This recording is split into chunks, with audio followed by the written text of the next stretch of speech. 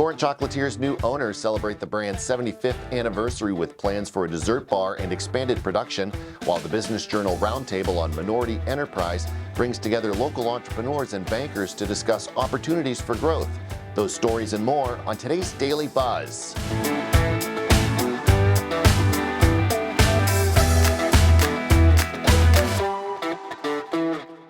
The Daily Buzz is brought to you by 717 Credit Union. Hello everyone, welcome to the Daily Buzz. I'm Mike Moliterno. Just over a year after acquiring the Gorant Chocolatier brand, owners Bergen Giordani and Dr. Nino Rubino have ambitious plans for the company. They're planning to open a limited service bar in their Boardman store, exploring pop-up locations beyond the Mahoning Valley, and considering expanding production into Youngstown. Despite these changes, some traditions will remain. Gorant's signature products, including pecan toodles, peanut butter smoothies, maple creams, and buttercreams, will stay unchanged. Giordani and Rubino have emphasized that while they're open to expanding the product line, the original recipes are untouchable. The company is marking its 75th anniversary this year, and the owners say they're taking a slow, measured approach to making changes. The company has also invested in updating its website and e-commerce operations, aiming to make online sales, which currently account for 30% of revenue, more user-friendly. They're exploring potential pop-up kiosks in other markets to reach new customers, particularly in regions where shipping chocolate is costly. Gorant's production space in Boardman currently operates with a staff of 8, but they plan to increase that number to 15 or 20 by December, plus an additional 10 employees in the store. They also maintain a 6,500 square foot warehouse in Youngstown for packaging materials, with future plans to add food-grade manufacturing space as production grows. The Business Journal hosted its roundtable on minority enterprise on August 13th at the Courtyard by Marriott in Canfield. Participants included entrepreneurs and business leaders from various sectors. Terrell Washington, founder of Leaf Relief, Lisa Robinson, owner of Showstopper Landscaping, and Deshaun Scott, CEO of the D5 Group, represented the entrepreneurial side. Also present were bankers and financial experts such as Vicki Hall from Consumers National Bank, Matthew Longmire of Valley Economic Development Partners, and Juan Santiago from Farmers National Bank.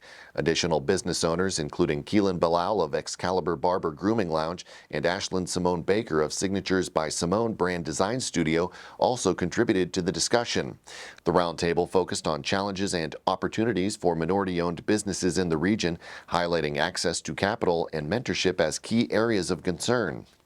Learning the rules to the game is the weapon, because you can finesse your way through and get to the money if you got the rules. If you get the wealth, there's a lot of rooms that are still going to be closed to you unless you know how to operate with it and what the rules are to the new league. I think you need a good attorney, you need a good CPA. All those things are things that I try to advise my clients to utilize. You know, get the best support underneath you that you can. Find yourself a mentor that keeps you focused, keeps you on your strategy line, keeps your plan ahead. Don't go too far outside of what your original game plan is. Never plan B, always plan A. We want to see businesses succeed because it's win-win, not only for the business and for the community, but for the bank as well, because we're looking to lend the money. And as they grow, then we grow in the relationship. My mentors have been from him to mentors, some of them are in business, some of them in community housing development, some of them are real developers, because I've always been one of them people to it's not that I need you to mentor just the whole business. Some of that mentorship is for me to just be a good human being. It's like you never get enough funds for what you got to do. You get a little bit to throw you here and throw you there, but you still got to keep on what you got to do to make it. We walk with our clients to say, hey, what do you need? How much resources do you need? And then provide those quotes to back it up, because we want to provide a very strong loan packet. So when we do come to committee, we can't guarantee, but only thing that we can guarantee is we will be in the best position to give you the resources that you need to grow. There's sometimes you can learn things, from the people that are already doing what you do. So just being educated on what you do will help you to, when you come into the areas like these rooms, to know what you're talking about, being able to stand on your own, 2 feet and, present yourself in such a way to where you're able to have the conversations to get to access to what you need. And then also with that being said too, once you do reach a certain level, like you said, send the elevator back down. You can hear more in the video on our website. And as autumn approaches, employers face rising health insurance costs, an annual challenge according to projections for 2025. Healthcare coverage costs in the U.S. are expected to increase by 9%, surpassing $16,000 per employee. This comes after a 6.4% average increase in premiums this year.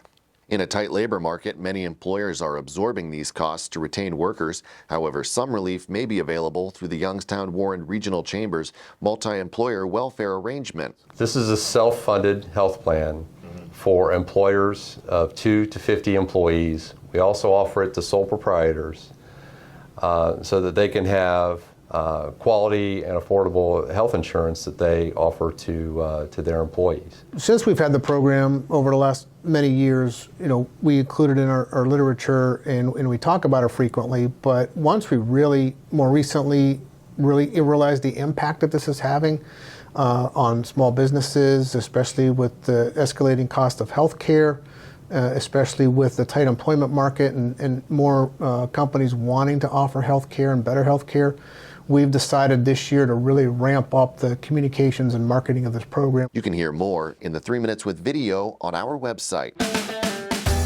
And that is going to do it for today's Daily Buzz. Be sure to like, subscribe, and leave a comment. If you'd like to dive deeper into any of these stories, links are available in the description.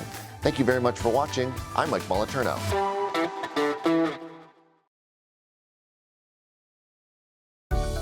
717 Credit Union.